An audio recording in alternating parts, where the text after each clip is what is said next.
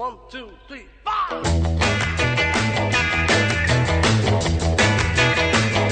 Well, she was just 17, you know.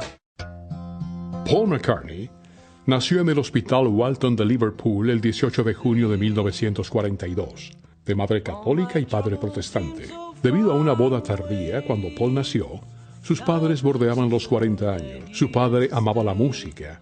Se ganaba la vida como vendedor de algodón y solo había completado la instrucción primaria, ya que abandonó la escuela a los 14 años. Debido al trabajo de su madre como enfermera, la familia vivía trasladándose permanentemente de pueblo en pueblo, incluido su hermano Michael, año y medio menor que Paul.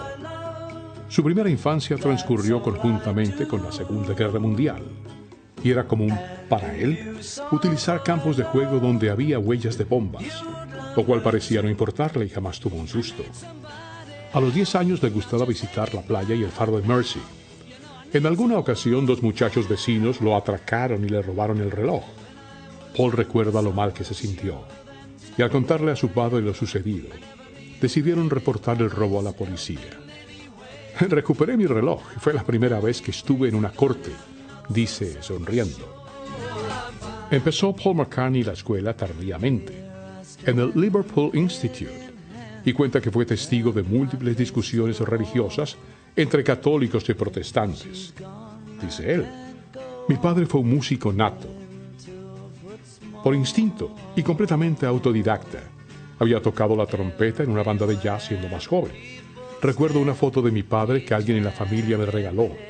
Él estaba al lado de un gigantesco tambor, y esa foto nos serviría de inspiración muchos años después para el álbum del Sargento Pepper. Mi padre tocó trompeta hasta que perdió los dientes, y después intentó el clarinete, pero fue un desastre. En casa tocaba muy bien el piano. Siempre lo teníamos y todavía lo conservo. Mi padre lo compró en el almacén de Harry Epstein, el papá de Brian Epstein. Aún hoy amo profundamente ese piano porque fue de él y creo que es cuestión de genes. Y fue él quien le dio a Paul McCartney sus primeras clases de música, ya que en la escuela jamás tuvo instrucción de ese tipo. Sin embargo, por ser autodidacta, se negó a enseñarle a tocar piano, argumentando que debería tener instrucciones de un profesional. Eran sus razones y Paul las respetó.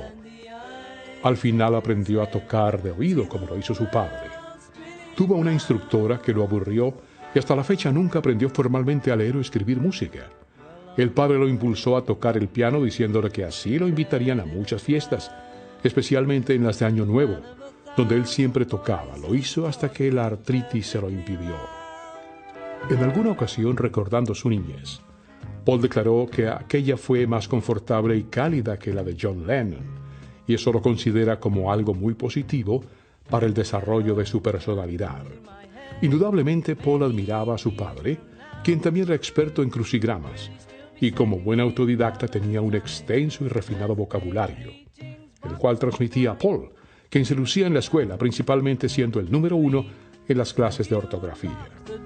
Como su madre era enfermera, Paul y su hermano querían ser médicos, pero consideraban que eran muy perezosos para tan altos estudios. Cuando McCartney tenía 14 años, murió su madre de cáncer, hecho que afectó mucho su etapa de adolescente. Recuerda que su madre aspiraba a hablar el mejor inglés posible, pero tenía un defecto de vocalización, lo cual hacía que Paul se burlara de ella. Esto fue un hecho que le causó gran remordimiento después de que ella falleció. Esa muerte afectó también profundamente a su padre, a quien vio llorar en varias ocasiones. Paul consideró eso como muy grave y decidió colocarse una especie de coraza en su espíritu para soportarlo. Años después, al tener conversaciones con John Lennon, quien también había perdido a su madre trágicamente en la adolescencia, se reconfortaban mutuamente. A veces reían, pero otras lloraban juntos.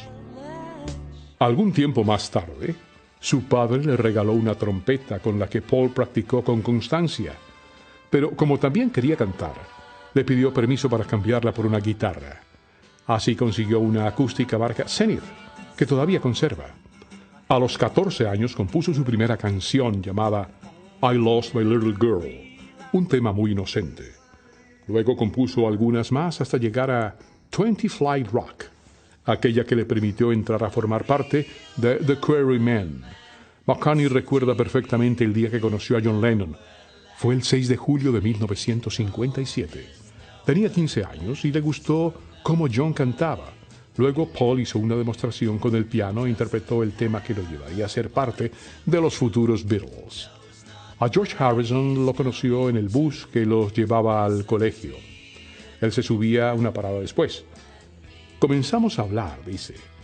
Paul era un año menor, así como Ringo. Era 2 años mayor, y Paul lo consideraba como muy grande. Cuando Ringo se unió a los Beatles, ya tenía barba, vestía formalmente y hasta un auto poseía. George nos sorprendió con sus extraordinarias dotes con la guitarra, y fue realmente la guitarra rítmica de los años por venir. Al igual que Lennon, Paul fue un fanático admirador de Elvis Presley, y la idea de componer y cantar que hacía Buddy Holly los impulsó a hacer lo mismo. John Lennon era muy corto de vista, dice Paul, pero solo usaba sus anteojos en privado hasta que Buddy Holly empezó a usarlos en público con gran éxito. Eso cambió la actitud de nuestro amigo. Luego se sentaba horas enteras en compañía de Lennon a componer canciones con una regla básica. Debían ser capaces de recordar las canciones sin tener que escribirlas, argumentando que si ellos no eran capaces de recordarlas, ¿cómo pretender que gente que no las había escrito las recordara? Por ese entonces compusieron Love Me Do y I Saw Her Standing There, y John se lució en la interpretación de la armónica. Cuando reunieron 5 libras pudieron pagar un estudio que les permitió grabar y hacer un disco de acetato. Esto fue en 1958. Después compitieron sin éxito en diferentes concursos, y siempre perdieron. Luego, como los 3, John, Paul y George, eran guitarristas, pensaron que era necesario buscar un talento que tocara bien la batería.